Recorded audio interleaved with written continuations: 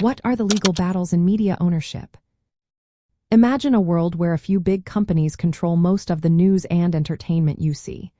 This is what legal fights over media ownership are all about. These battles decide who can own what and how much control they have.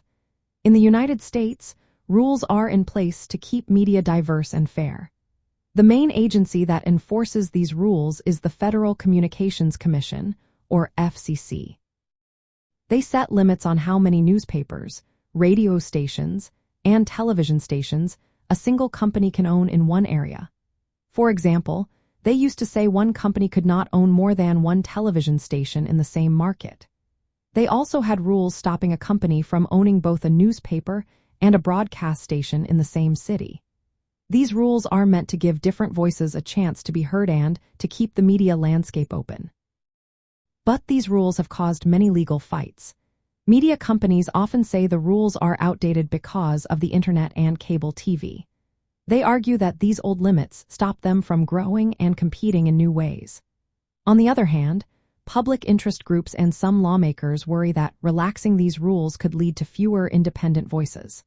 They fear that a few big companies might control most of the news, reducing the variety of opinions. One big legal battle happened in 2017 when the FCC decided to loosen or remove many of these rules. They said that changes in technology made the old rules unnecessary. But public groups challenged this decision in court, saying it could hurt minority ownership and reduce media diversity. A federal appeals court agreed and blocked the FCC's changes. The case went to the Supreme Court, which in 2021 decided in favor of the FCC, allowing the deregulation to continue. These legal fights are more than just business disputes.